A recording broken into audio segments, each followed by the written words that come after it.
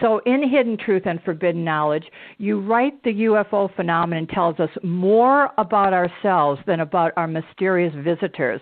And they mirror, and the mirror actually you said that they hold in front of us is frightening yet hopeful. Will you share insight to that statement, Stephen? Yes, what I think it is that what you find is that a lot of people anthropocentrically project the human condition on the presence of these other civilizations, which are actually extremely enlightened and understand cosmic consciousness, because you cannot travel through interstellar distances without having unraveled the singular truth that there's a nexus where the conscious mind, and this is where the Vedas come in, the understanding of where the conscious mind and the spectrum of space, time, electromagnetism, and energy are all coming together.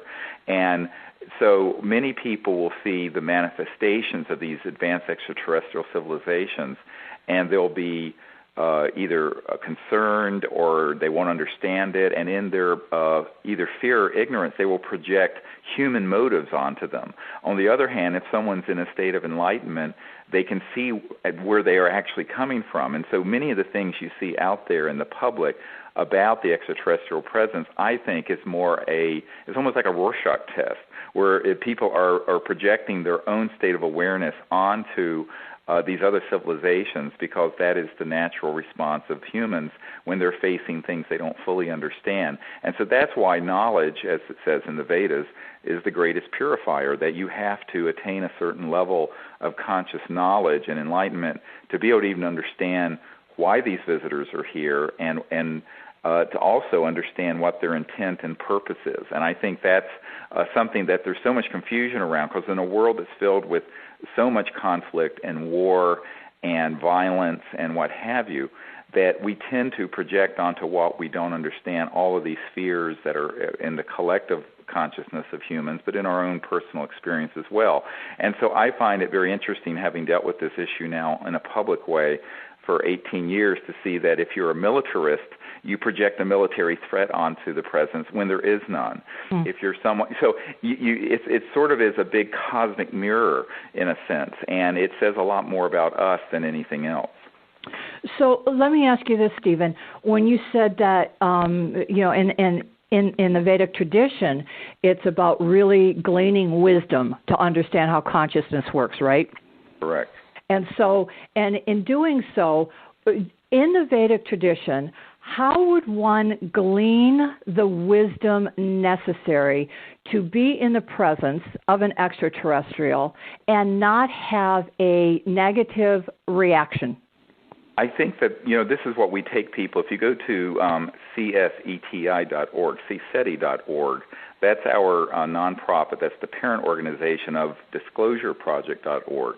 And that organization, which is what I originally founded, we actually train people in these week-long intensives that's open to the public, where the first thing we do is do a puja and initiate people into meditation techniques to enter into a higher state of consciousness, because only when you understand the universal aspect of your own self, truly, not just intellectually, but experience it, can you then understand these other civilizations who have had to cross this chasm from the linear to the non-local, from the time-space fixation to this unboundedness of consciousness.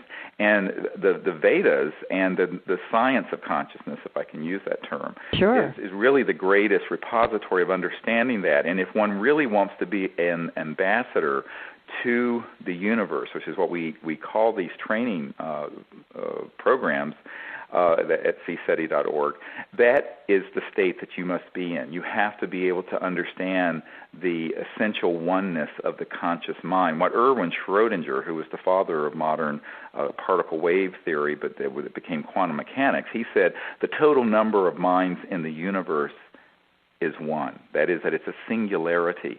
And there's one conscious mind shining through the window of each of our souls. And each of our souls, these windows that are our individualities, are like a beautiful a cathedral that has all these trillions and infinite number of windows that are all different shapes, colors, sizes, and what have you, but the light going through those windows is a singularity, and that's the conscious mind whereby we're all awake. And that's the essential thing to understand and then experience that state of oneness, because then when you are with these extraterrestrial people and you have these encounters, you're not freaked out because of your linearity and your little small animal mind state.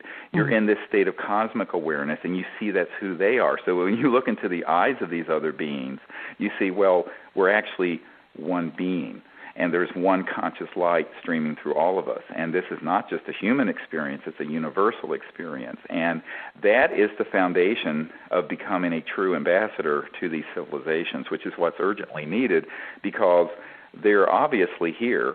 They're concerned about the development of human life on this planet, and the only way we're going to be able to understand and relate to them is to understand the universality of mind, the universality of consciousness.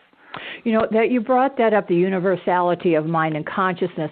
Would it assist, do you think, Stephen, if we considered how necessary it is for us to have that one mind, to participate in that one mind consciousness, because it's the same down here on planet Earth. We have this subdivision between those that we call, quote unquote, dark beings, those that we call light, those that are good, those that are not good. And do we transfer that same consciousness into the extraterrestrial community as kind of like as is above, so is below?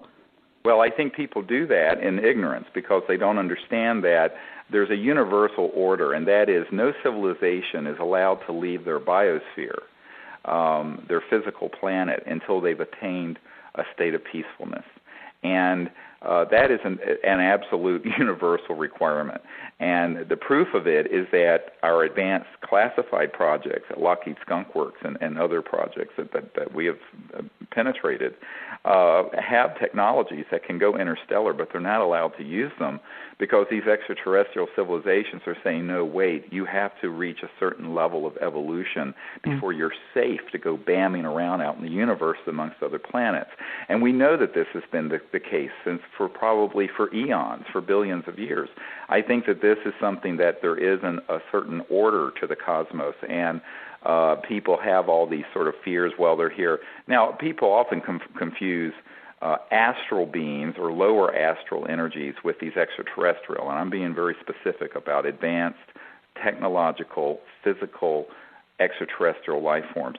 Those aren't allowed to leave their biosphere, never mind their solar system, until they've reached a certain level of enlightenment and peacefulness. And that is if you will, a rite of passage that every civilization must go through. And we're at that point right now where we're passing from our childhood and adolescence as a civilization to our state of maturity, the hallmark of which is world peace and universal peace.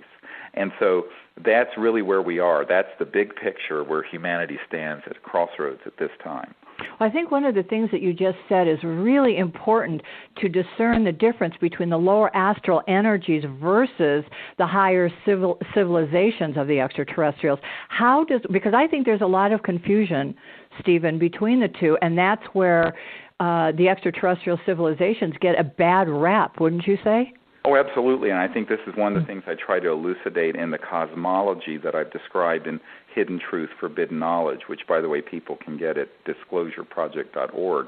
And it goes very deeply into this whole concept, and there is a conflation of everything that goes bump in the night being extraterrestrial, and it isn't. And I think that the other big issue is that there are classified projects that are running copycat programs that are using really advanced aircraft, are using electronics that interface with consciousness, that are using all kinds of advanced weird stuff to hoax a threat from outer space, because as Wernher von Braun, who invented the V-2 rocket for Hitler, said, He said this to his right-hand person before he died.